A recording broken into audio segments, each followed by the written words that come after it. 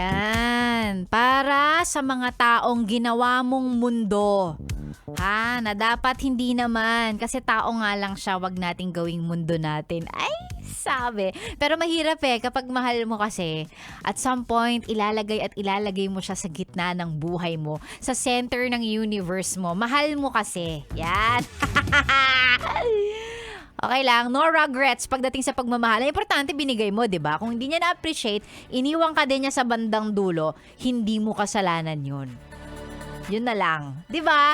Yan na lang ang masasabi natin para dun sa mga nagmahal ng todo pero ang ending iniwan, pinagpalit pa rin. Ay importante hindi ikaw yung may pagkukulang, siya. Charot. Okay, welcome back sa radio show ninyong walang title pero may beautiful DJ at maraming hugot. At binigay ang ating topic ngayong umaga, which is, ano yung mga moments o mga pagkakataon na mapapasabi ka na lang ng, ay, sayang naman. Yan, mga moments o mga bagay na, ay, sayang naman. O, magbasa tayo ng mga sagot from our Facebook friends. Eto, sabi ni Jenny, para sa akin, Sexy Megan, sino pa ba? Di yung love team na Katniel at lahat siguro po ng relationships natin na hindi nagtatagal. Ang sakit lang ma-realize na minsan may mga taong dadaan lang sa buhay natin. Sayang, lalo pa kung naging masaya naman tayo sa kanila. Pero sabi nga nila, everything happens for a reason. Totoo. Totoo. Lalong-lalo na kapag yung iisipin mo yung dami ng taong dumaan lang sa buhay mo na napaligaya ka naman ng tunay, ang saya mo naman kasama sila, ang sakit lang minsan isipin na parang, ay, eto lang yung period of time na itinagal niya sa buhay ko. Eto lang, lumipas lang, dumaan lang sila. And yun nga, totoo naman kasi everything happens for a reason. Pagka may umaalis, may dumarating naman na better. Yun lang yung kailangan mong isipin minsan para hindi ka masyadong manghinayang. Yan. Or hindi ka mag-dwell dun sa panghihinayang mo kasi umalis na siya o wala na siya or iniwang ka niya. Yon. May pa ganun. Ito. Sabi ni Carl, para sa akin, Sexy Megan, yung moments na mapapasabi ako ng, sayang naman, yung prize na pwede ko pa sanang mapanalunan sa raffle ngayong Christmas party. Nag-resign na po kasi ako. At nahihiya ako sa totoo lang na mag-attend ng Christmas party next week. Kasi nagre-render na lang po ako after ko mag-resign kahapon. Taray, may pa ganun. Kung nagre-render ka pa naman at kung hanggang the end of the month ka, pwede ka pa naman siguro mag-attend ng Christmas party ninyo, 'di ba? Kaya lang yun lang, nakakahiya lang. Baka mamaya ikaw yung manalo ng major prize to think na nag-resign ka na. 'Di ba? Yun lang yung nakakahiya doon. Pero pwede pa rin naman siguro kung ka-close mo naman yung mga mga kasama mo dyan sa office. Attend ka na lang. Oo, para malay mo, 'di ba? Malay mo nga naman manalo ka pa. Manalo ka pa ng TV, ng ref, gano'n, ng aircon. Malay mo. O ito, sabi naman ni Alice, para sa akin, Sexy Megan, yung kung kailan nagde-decide akong mag-diet at saka talaga naghahain ng masarap na pagkain dito sa bahay. Sayang kasi masarap yung pagkain pero tiis na lang dahil for the balik-alindog na ang ate nyo ngayon. Okay. Yung mga pagkain hindi mo pwedeng kainin kasi naka-diet ka. Dyan na magkakaalaman kung talagang malakas ang paninindigan mo sa sarili mo pag sinabi mong magda-diet ka. 'Di ba? Yan kasi minsan din ang kaaway ng mga ng mga nagpapaka-healthy living, yung mga kasama nila mismo sa bahay. 'Di ba? Yung nagsabi ka sa nanay mo na diet ako ha. Tapos out of nowhere, magluluto ng masarap yung nanay mo, hahainan ka ng masarap. So, paano? Di ba sabi ko magda-diet ako? Paano ako magda-diet kung masarap ang ulam natin today?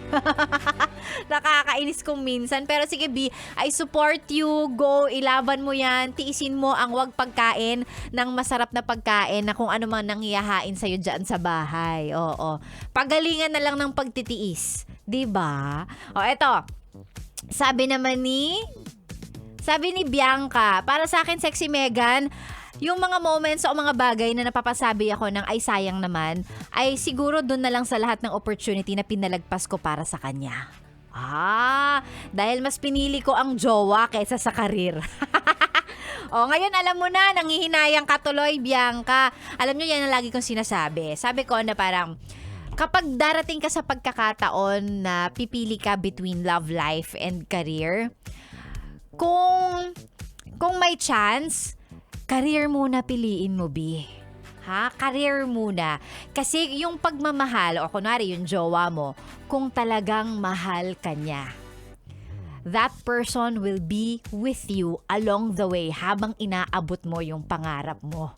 Naiintindihan mo? Yung tamang tao, susuportahan ka. Hindi ka pipigilang lumipad.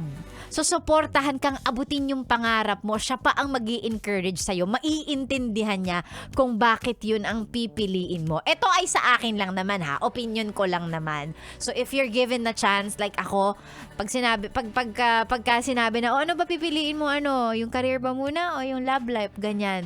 Doon muna tayo sa career. Because yun nga, di ba, yung taong totoong nagmamahal at susuporta sa'yo, di ba, maiintindihan nila yan kung bakit yun ang pipiliin mo. O di yan, di ba, para wala ka ding regrets to naman, no? Tsaka para din naman yun sa para din naman sa future nyo together. Oh, sabi may pag ganun.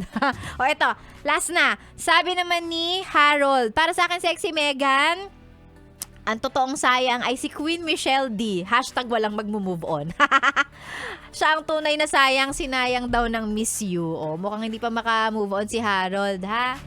Sa nakaraang Miss Universe. Ayan, again, yung mga bagay na sa tingin natin ay sayang, may dahilan naman kung bakit hindi sila napupunta sa atin. 'Di ba?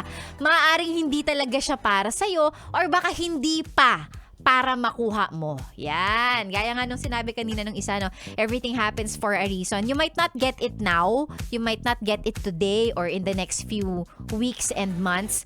Pero pag para sa'yo naman, para sa'yo yan eh. Hindi mo kailangan panghinayangan masyado. Manghinayang ka ngayon, pero tandaan na kung may nawala, may darating na mas maganda. Something better para sa'yo. Yan! Sober! Okay, maraming salamat sa lahat na nakichika sa atin ngayong araw na ito. Oo, wag na masyadong malungkot. Yan.